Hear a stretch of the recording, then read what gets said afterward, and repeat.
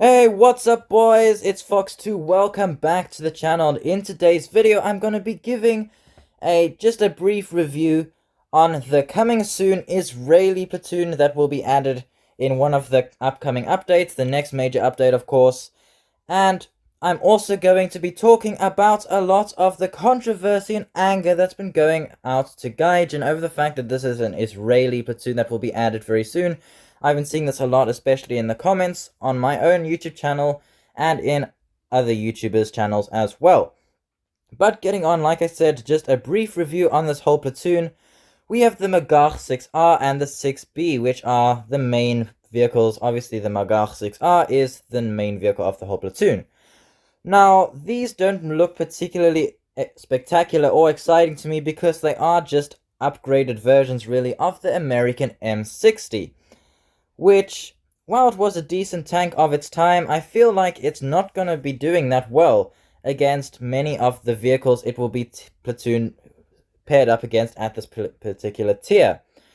Now, as you can see, it does have, if you've done research on it, it does have a better engine, a better gun, and it's also got all that ERA, which is explosive reactive armor, as you can see from the picture. Both the Magach 6R and the 6B are very similar in that way. Then we've got the Shot Kal Gimel. Obviously, I don't know how to pronounce that correctly, but it's also an upgraded Centurion of the British side. And I definitely don't think this tank will do very well at all, because the Centurion is even older than the M60. So, yeah, that's definitely a vehicle that will struggle at this tier a lot. I mean, we also have the Swedish upgraded Centurion. I forget what it's called, but that didn't do spectacularly for me either. It was okay, but it's not spectacular. The only vehicle I really like about this platoon is the Horvet, which is obviously the SPAA. I definitely really love it. I forget the name of the original American version, but I do know it was incredible. It has an insane rate of fire. If you look at the game statistics, you can obviously find the exact one on things like War Thunder Wiki, but this game actually just registers its rounds per its rate of fire as 0. So, I mean, or its reload time as 0. Excuse me there. That means it's just an insane gun. I'm really looking forward to seeing the SPAA in particular, but like I said, the rest of the platoon is not that spectacular.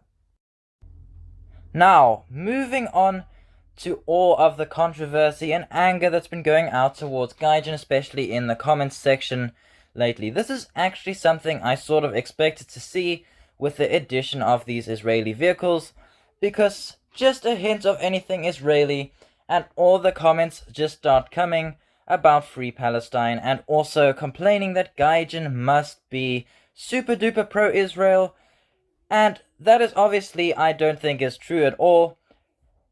And can you guys just answer this question? What is wrong with adding Israeli tanks to the game? I mean, it's a historic tank. This game is about tanks, and the Gaijin can certainly add any tanks that they want into this game from any country. I mean, that's the whole point of this game, a diverse range of tanks from around the world. And adding Israeli tanks doesn't make Gaijin pro-Israel.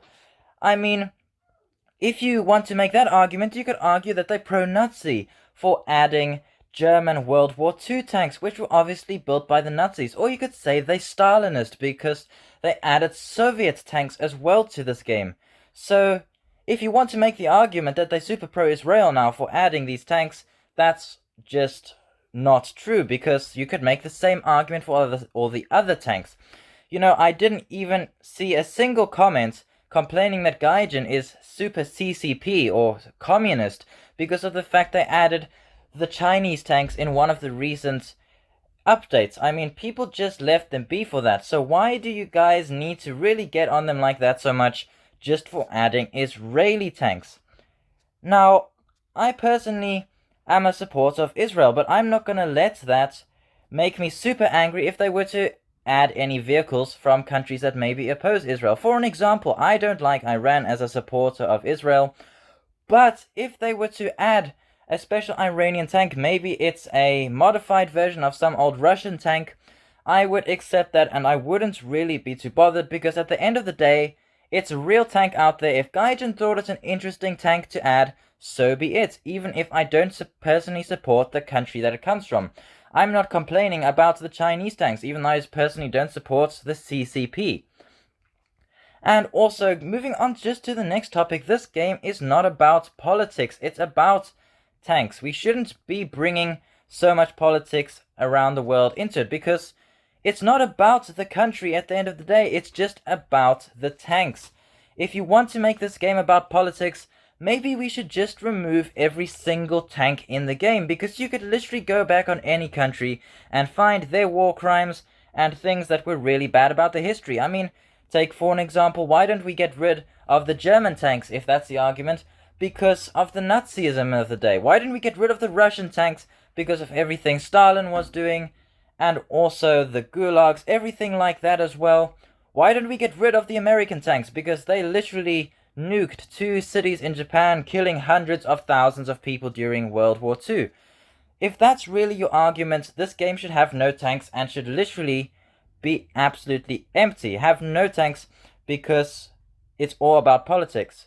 So you guys really just have to remember, at the end of the day, this game is about tanks. We shouldn't make it political or about the different countries, and just enjoy the diverse range of tanks that Gaijin is actually taking the time to add. I mean, they've just been working recently on adding a huge array of nations. We started off with just Germany, America, Russia, and Japan. But recently they've added Sweden, they've added China as well, they've added Italy, and soon they're going to be adding Israel. So really, it's just about the tanks at the end of the day. We cannot continue with this, getting so angry over these Israeli tanks. It's really not supporting any particular political side from Gaijin. And that was all I really had to say about this particular debate that's been going on a lot over this news about the Israeli tanks that will be added soon. Now, as always, guys, please let me know in the comments below what you guys think. I'm always interested in reading your comments, whether you agree or disagree with what I have said in this video. I'm still interested in reading and seeing what your guys' opinions are. And with that, thanks for watching, and I'll see you guys in the next video.